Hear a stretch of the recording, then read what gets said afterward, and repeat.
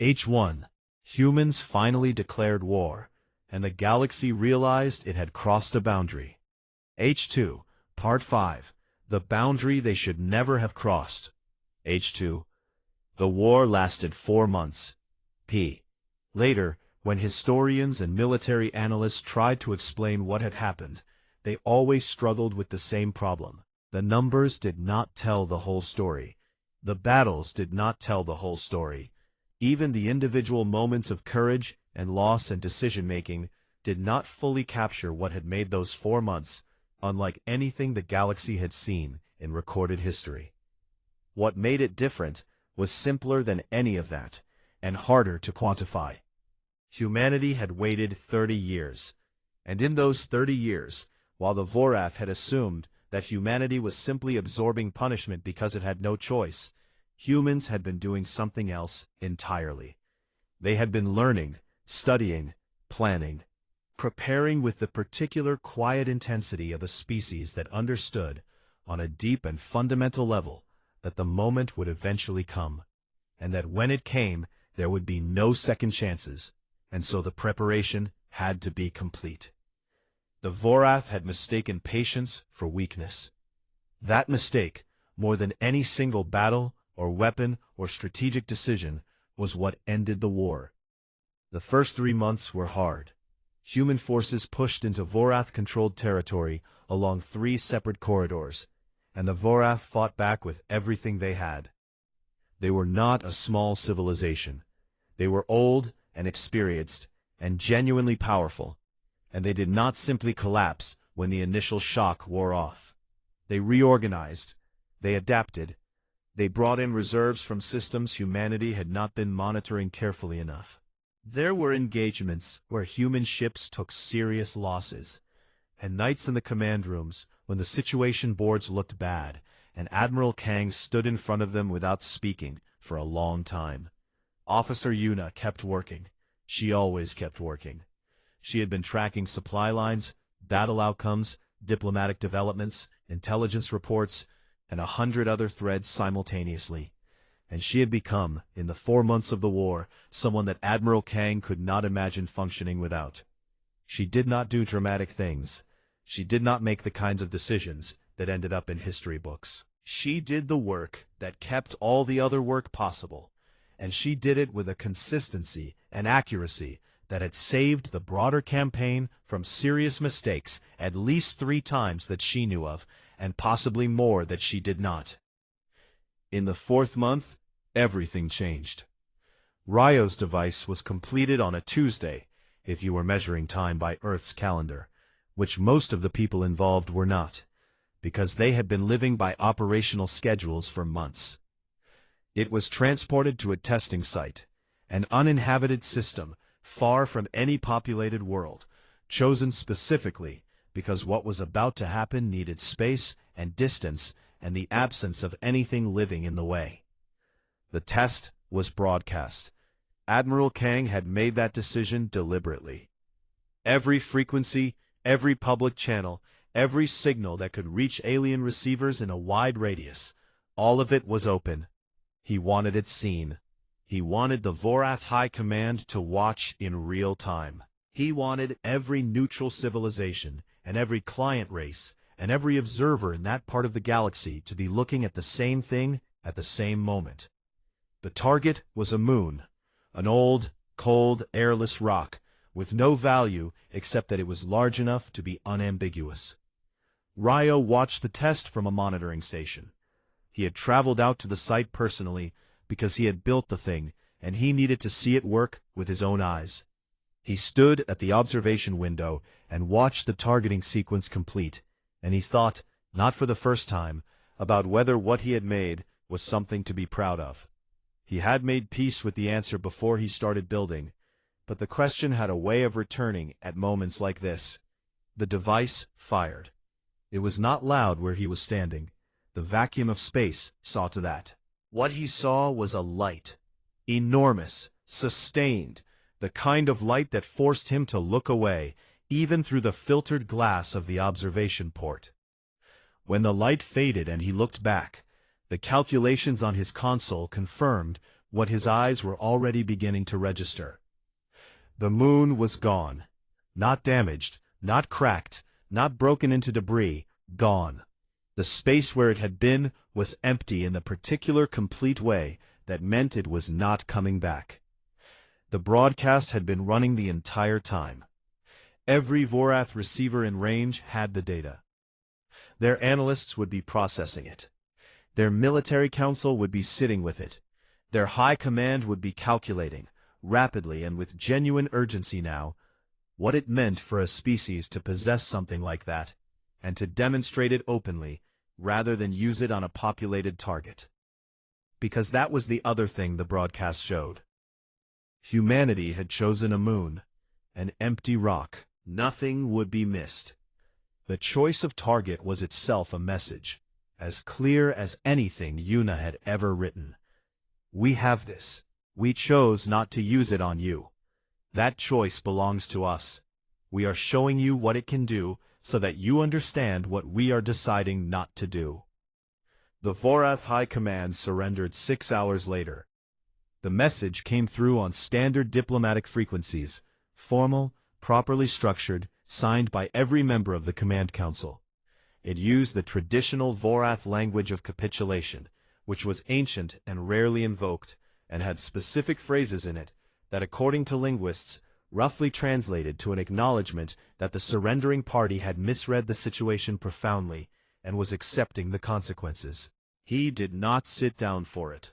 He handed it to Yuna when he was done, and she read it too, and they stood in the command room for a moment without talking, because there were things that did not need to be said, and sometimes the right response to the end of something enormous was just to stand in the quiet of it for a few seconds before moving forward.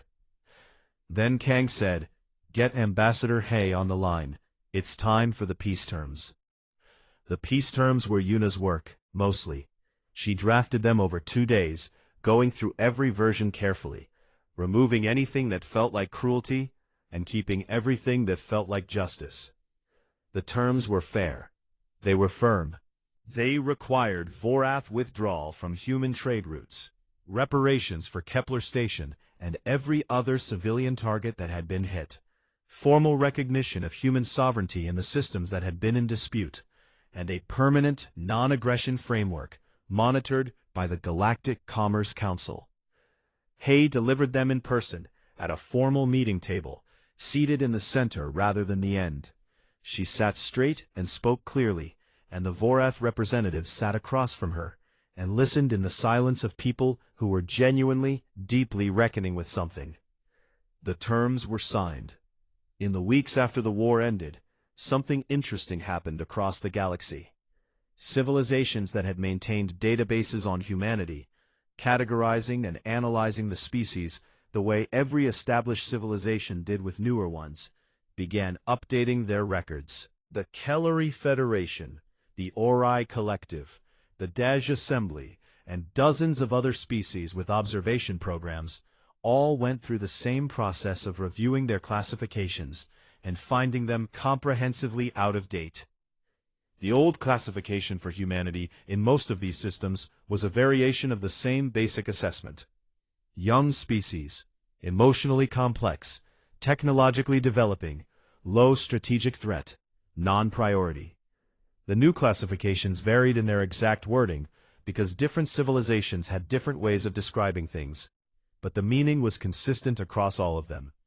The most direct version, recorded by a small, quiet civilization that had always prided itself on precise language, read simply, "Do not provoke. Reason, they will finish it." Admiral Kang read that particular classification when a human intelligence officer forwarded it to him as a note of interest. He set it down. He thought about a council chamber a long time ago, and a vote that had taken 11 minutes, and a datapad with 4,200 names on it that a young officer had checked twice to make sure everyone was spelled right. He thought about 30 years of patience that the Vorath had interpreted as weakness, and what that interpretation had ultimately cost them. He thought about Sori, pulling injured Vorath out of debris, because those were the orders and because it was right. He thought about Tay, standing in a medical bay doorway, telling a prisoner that humans fight because they remember what they are fighting for. He thought about Ryo, standing at an observation window, watching a moon disappear, and quietly asking himself whether what he had built was something to be proud of. He thought about all of it for a while, in the particular way of a man who carries things and knows he will keep carrying them. Then he went back to work, because that was what humans did when something ended. They did not stop. They did not rest for long. They went back to building, back to growing, back to the slow, steady, unglamorous work of making things better. Not because anyone was watching, not because they wanted to be admired, but because that was simply what they were, underneath all the rest of it. The galaxy was watching now. It would keep watching. It had learned, finally and completely, what happened when it stopped. We did not want this war, but we have always known how to end one. Admiral Kang, Post-War Address, Earth Council, 2387. Humans finally declared war, and the galaxy realized it had crossed a boundary. Part 4. The Galaxy Chooses Sides.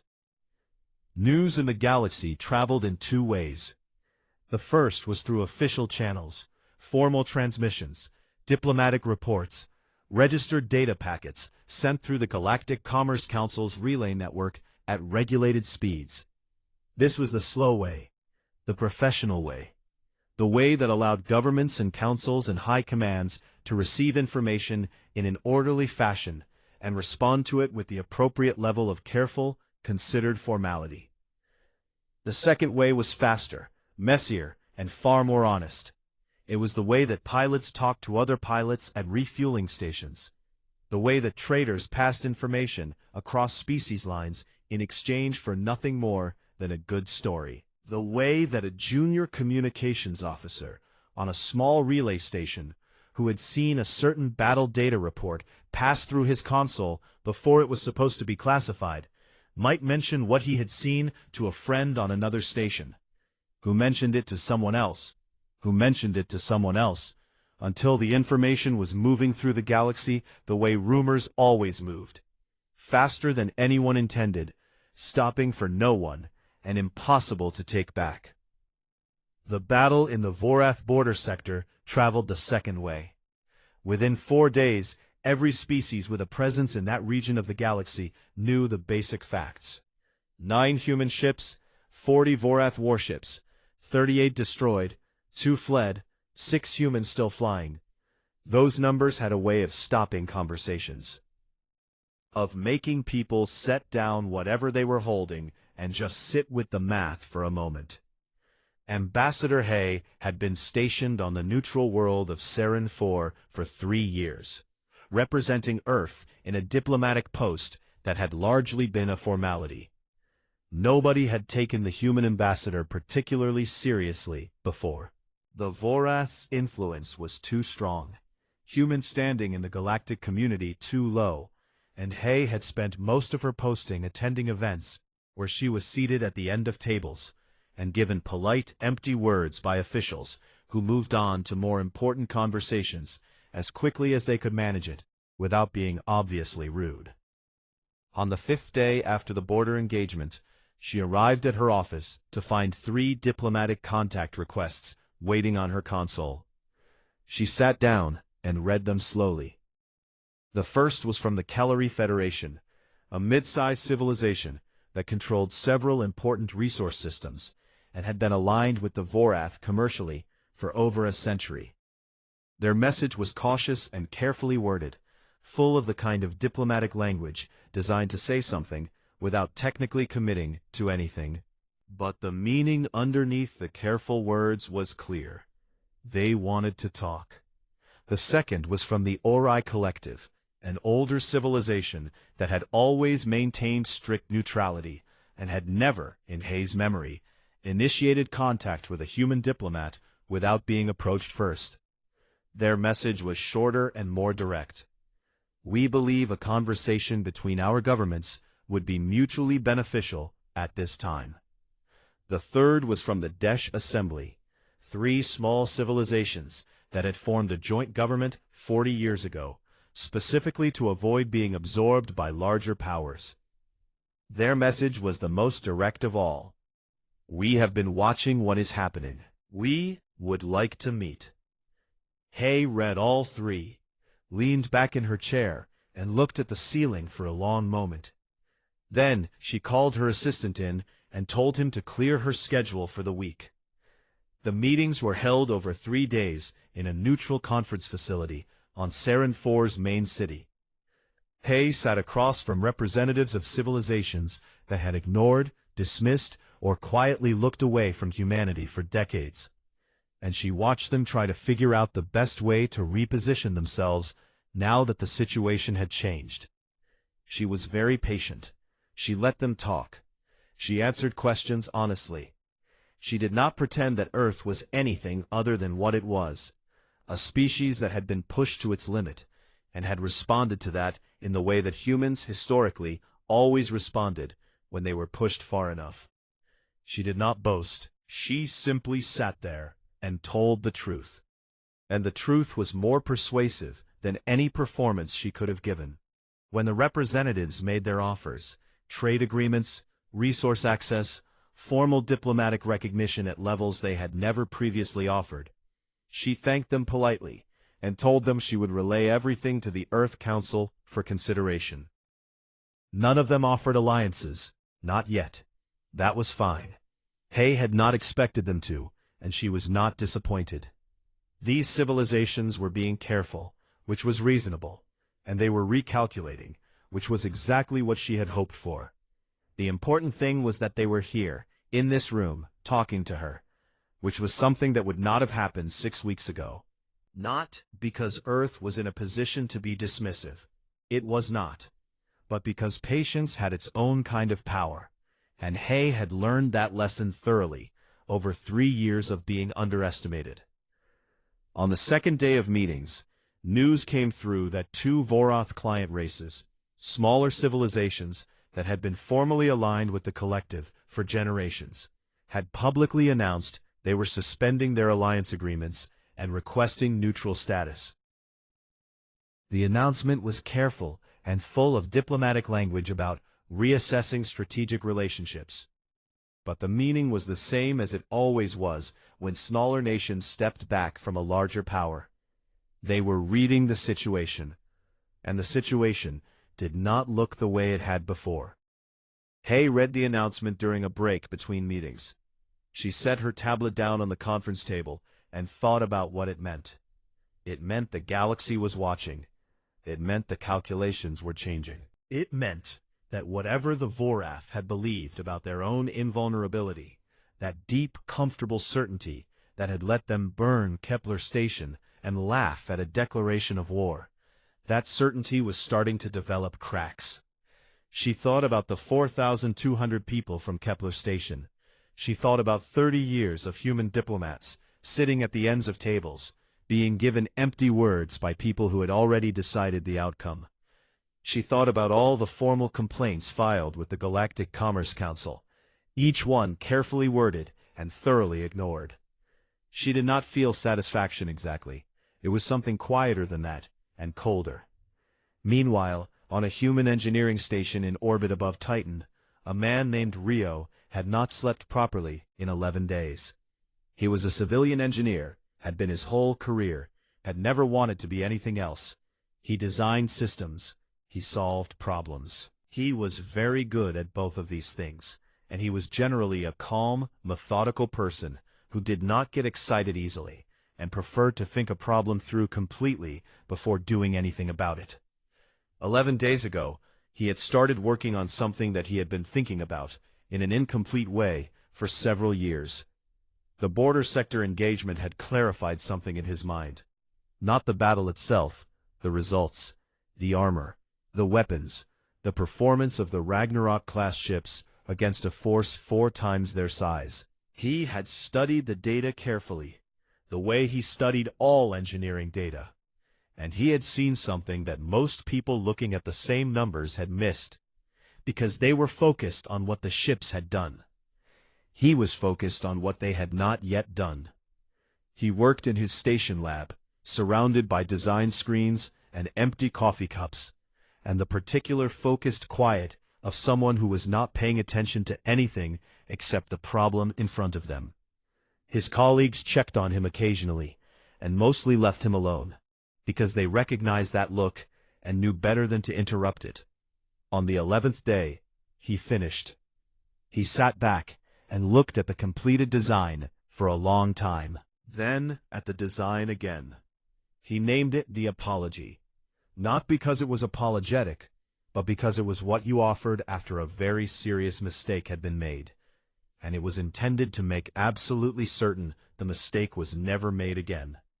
He transmitted the design to Admiral Kang's office with a short message attached.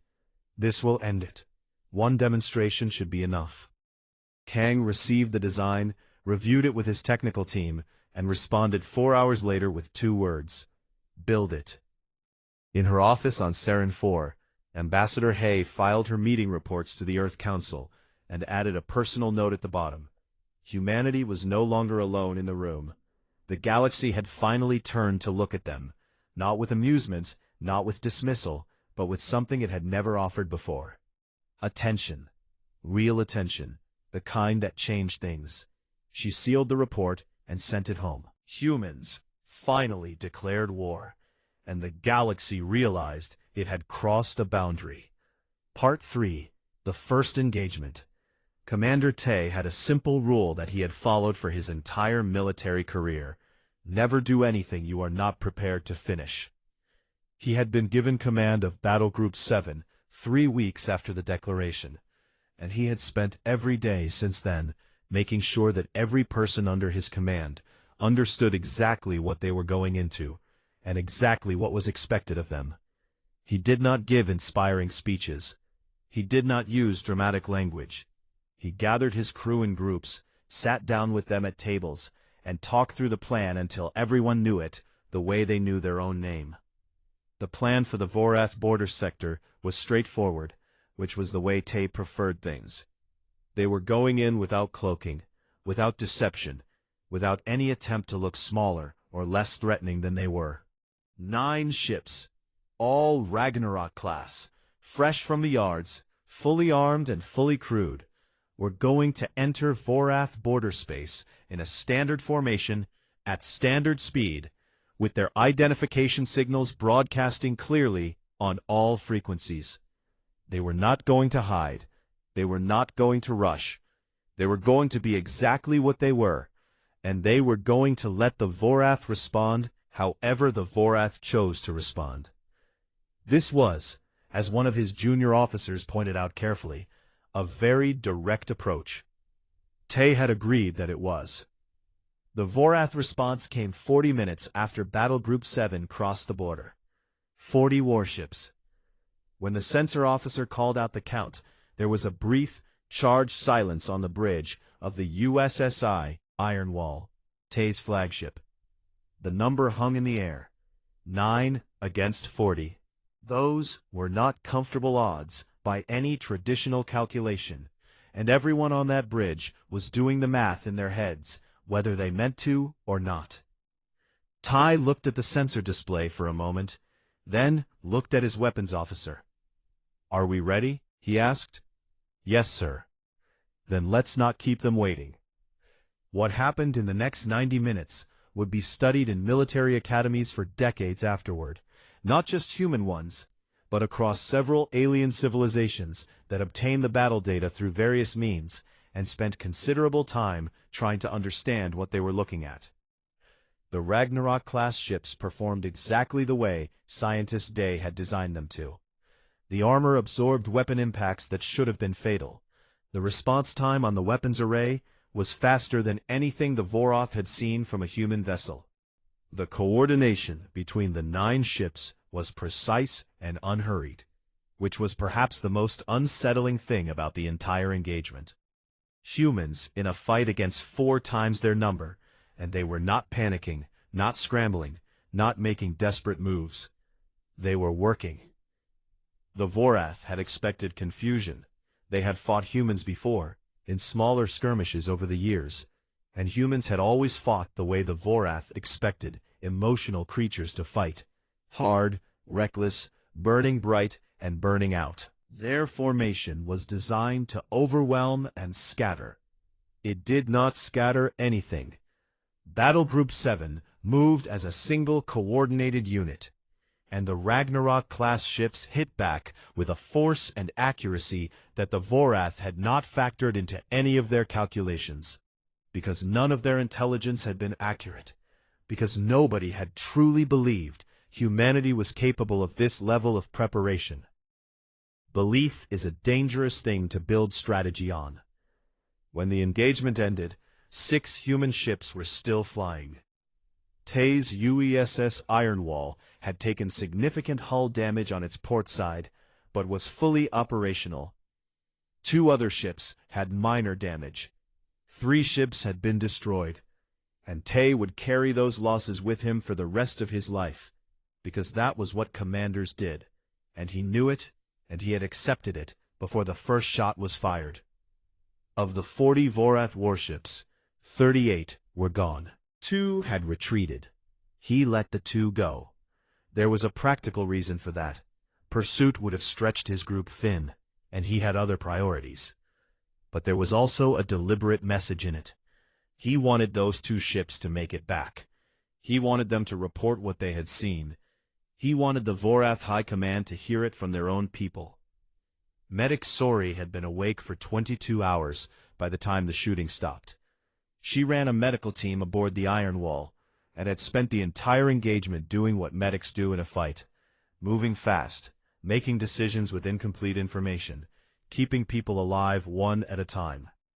When the battle ended, she did not stop moving, because there were still people who needed her.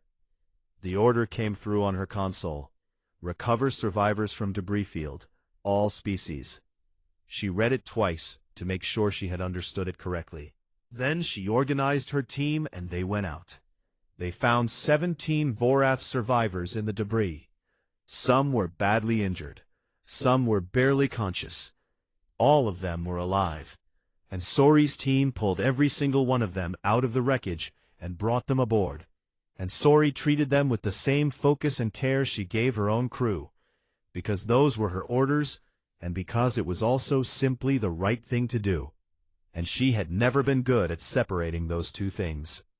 One of the Vorath prisoners, a younger one, less injured than the others, who had been conscious throughout the recovery, watched her work for a long time without speaking. His translator implant eventually kicked in, and he used it. "Why?" he asked. The word came out rough, like he was not used to needing to ask it. Sori did not look up from what she was doing. "Because you're alive, and that means you need medical attention. We were trying to kill you." "Yes," she said simply. "I noticed." He was quiet for a moment. Then, "We were told humans fight out of fear, that you have no discipline." Sori finished what she was doing, set her tools down, and looked at him directly. "You were told wrong," she said. "Not unkindly, just honestly." Commander Tay visited the medical bay later, after his damage reports were filed, and his crew had been accounted for. He stood at the door for a moment, watching. Sori's team was still working. The Vorath prisoners were in a separate section, secured but treated. Everything was orderly and calm in the particular exhausted way of people who had been working hard for a very long time. The conscious Vorath prisoner saw Tay in the doorway and watched him the way all the Vorath did, with that measuring, appraising look, like they were always calculating something. Tay met his eyes. "Why did you save them?" the prisoner asked. The same question he had asked Sori, but directed differently now, at the commander, the one responsible, the one who had given the order. Tay thought about it for a moment, not because he didn't know the answer, but because he wanted to say it correctly. "Because we remember what we're fighting for," he said. The Vorath prisoner did not respond to that. He looked at the human commander for a long time, and whatever he was calculating behind his eyes The result of that calculation was something complicated and quiet that he kept to himself. Tay left the medical bay, went back to the bridge, and began writing the after-action report. He wrote it carefully, because he believed that what had happened here mattered and deserved to be recorded properly. He wrote the names of the 3 ships that had been lost.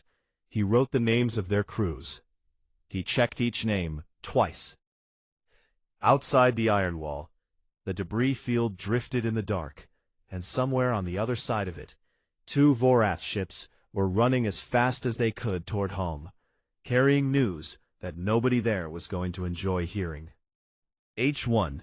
Humans finally declared war, and the galaxy realized it had crossed a boundary. H1. Part 2. The machine wakes. HR. The shipyards never slept. That was the first thing that the Vorath intelligence agents noticed, 2 weeks after the declaration.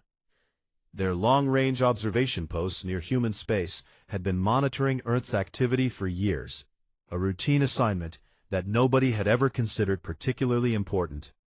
Humans built ships, humans moved cargo, humans argued with each other about trade percentages and border agreements. It was boring work, and the agents assigned to it were usually the ones who had not impressed anyone at the Academy. But 2 weeks after the declaration, one of those agents sent an urgent report back to the High Command that used a word none of them had ever associated with humanity before. The word was scale. In 72 hours, every major human shipyard across 14 star systems had switched to full wartime production. Not partial, not gradual, full. The kind of switch that took most civilizations months of preparation and planning. Humanity had apparently been planning for a very long time, because they made the switch like they had been waiting for the order. Like every worker and every machine and every supply line had been sitting ready, just waiting for someone to finally say the word. Scientist Day had been waiting for 11 years. He was not a military man. He had grown up wanting to understand engines, how things moved, how energy became motion, how a small system could produce effects far larger than its size suggested. He had gone to university on Earth, and then taken a posting at the Callisto Research Station, where he had spent a decade quietly building something that nobody outside a very small group of people knew existed. The Ragnarok-class warship was his. Not entirely his. Hundreds of engineers and scientists had worked on it across different stations and different years, often without knowing exactly what the full picture looked like. That had been intentional. The project had been compartmentalized so thoroughly that only Day and 4 other people had ever seen the complete design at once. The ship was not built to look impressive. It was not large in the way that some alien vessels were large, the kind of large that was meant to intimidate just by existing. The Ragnarok class was compact and dense, with an armor configuration that Day had spent 3 years perfecting, and a weapons array that operated on principles the Vorath had never encountered, because they had never thought to look in that direction.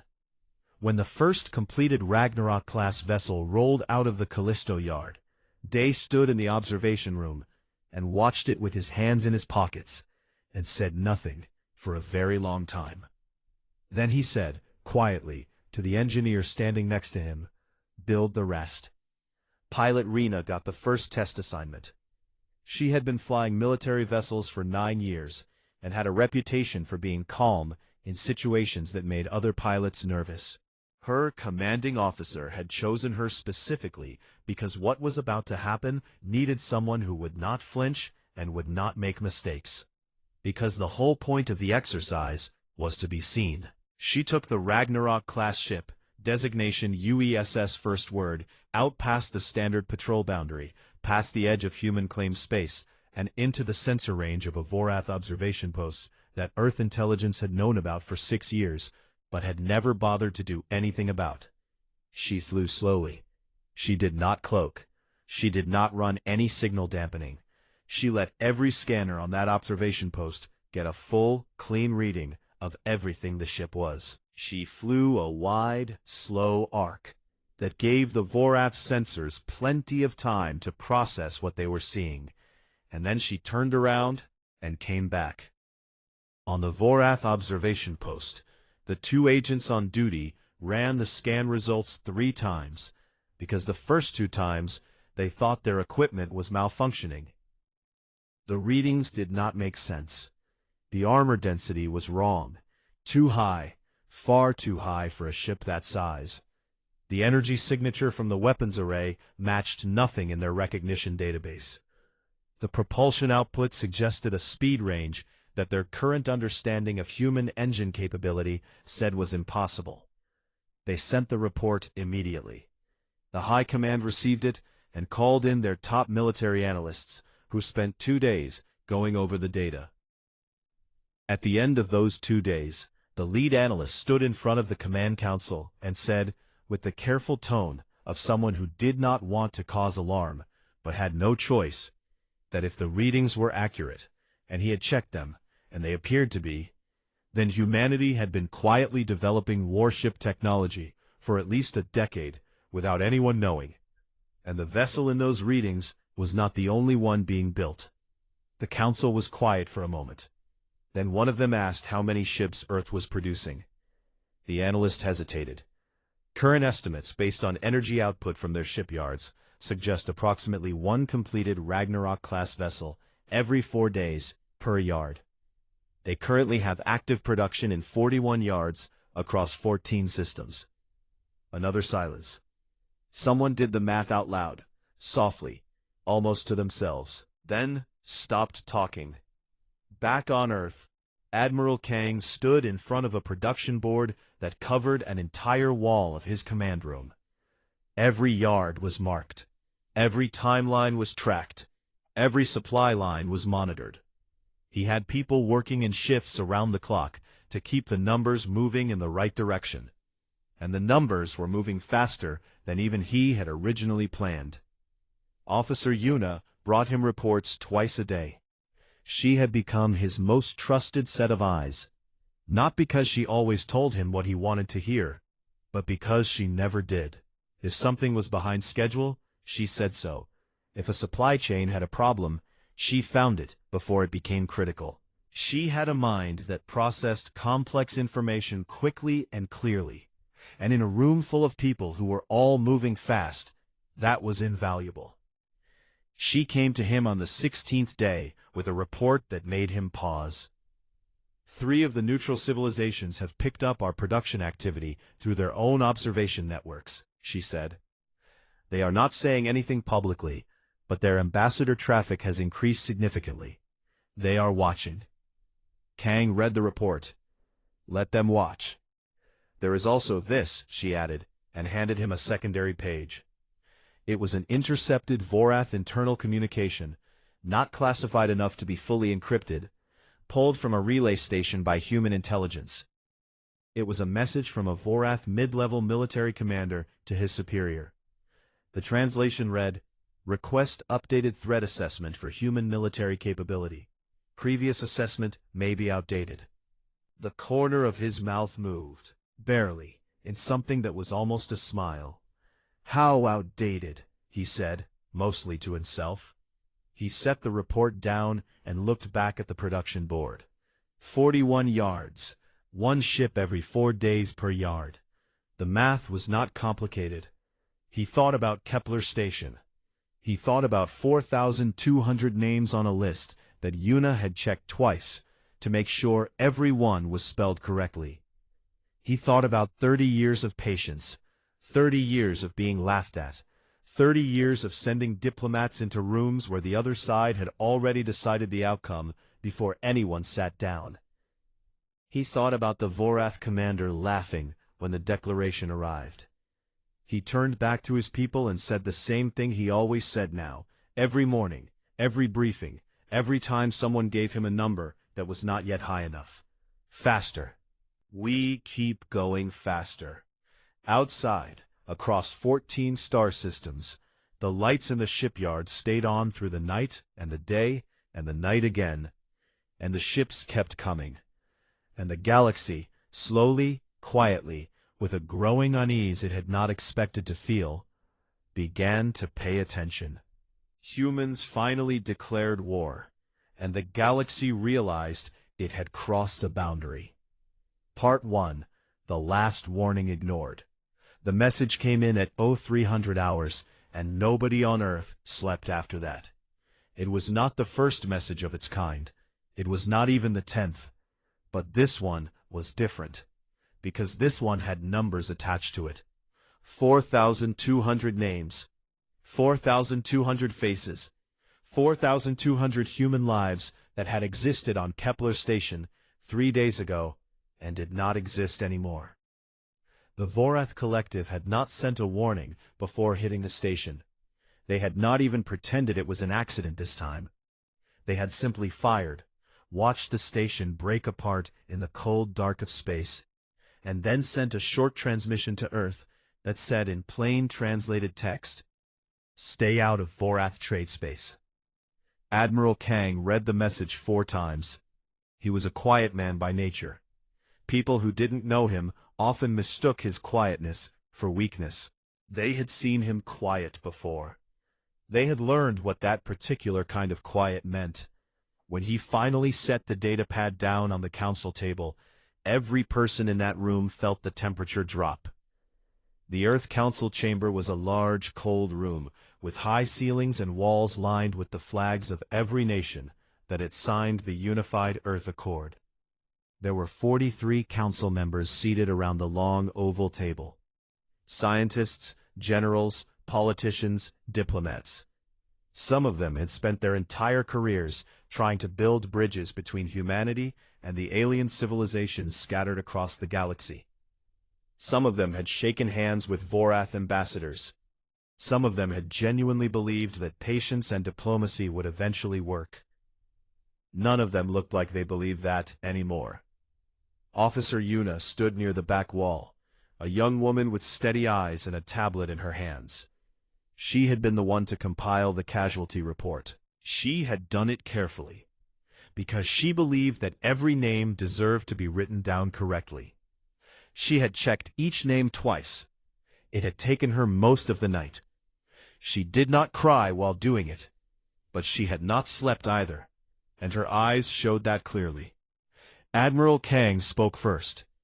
"They knew those were civilians," he said. It was not a question.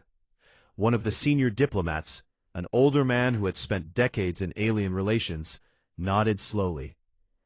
The station manifest was publicly registered. The Vorath had full access to it. Everyone on that station was a civilian worker or a family member of one. Kang nodded once. Then there is nothing left to discuss. The room was very quiet. For 30 years, humanity had been the new species in a galaxy full of old ones. The Vorath Collective was one of the oldest, a civilization that had been traveling between stars before humans had figured out agriculture. They were tall, gray-skinned, with 4 arms, and a way of moving that always made humans feel like they were being studied. They had never respected humanity, not once. In the early years of contact, they had called humans the noise species, too emotional, too chaotic, too young to matter. They had pushed humanity out of trade routes, blocked resource access, imposed taxes on human ships passing through sectors they had claimed without any formal agreement, and dismissed every single human complaint with the same slow, arrogant patience of something that believed it could not lose. The other alien civilizations had watched all of this and done nothing. Some of them privately felt bad for humanity. Some of them felt the Vorath were going too far. None of them said so out loud, because the Vorath were powerful, and being powerful in the galaxy meant that other species looked the other way when you did things you should not do. Earth had filed formal complaints through the Galactic Commerce Council. Earth had sent diplomat after diplomat to Vorath space, and those diplomats had come back with nothing except politely worded rejections, and occasionally quiet reports of being laughed at by Vorath officials, who did not even bother to wait until the humans had left the room. Earth had been patient.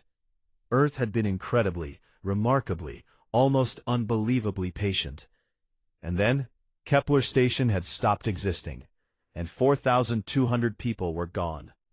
And Admiral Kang was sitting in a cold room with 43 council members, and nobody in that room was patient anymore. The vote took 11 minutes. It was not close. Outside the council building, the city was dark and still. It was early morning, and most people were asleep, unaware that anything had changed. Birds were starting to call somewhere in the trees along the plaza. A delivery truck moved slowly down the street. The world looked exactly the same as it always had. But something had shifted. Officer Yuna walked out of the chamber with the official declaration in her hands, a document she had been asked to prepare for transmission. She had written it in plain language, because plain language was honest, and honesty was what this moment required.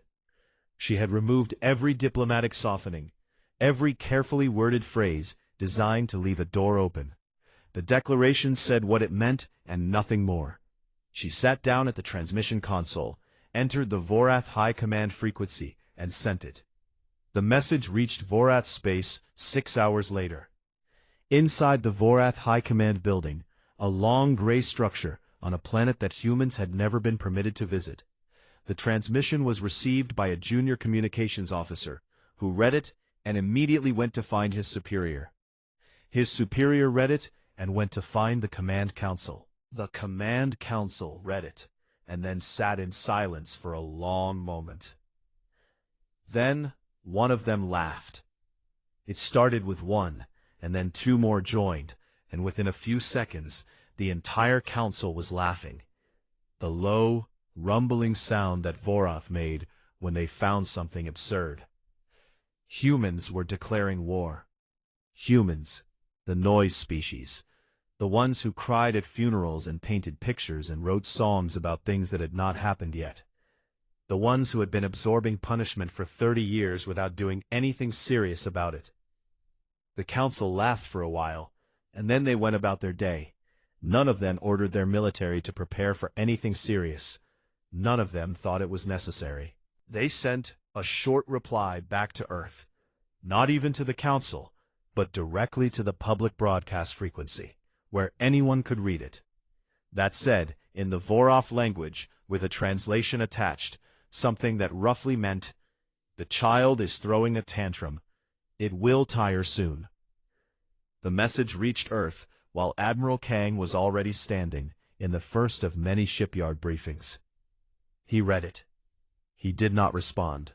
He turned back to the briefing, pointed at the production schedule on the wall, and said 4 words that would later be quoted in every history book that covered this period. "Faster," he said quietly. "Much, much faster." In the yards, the lights never went off again.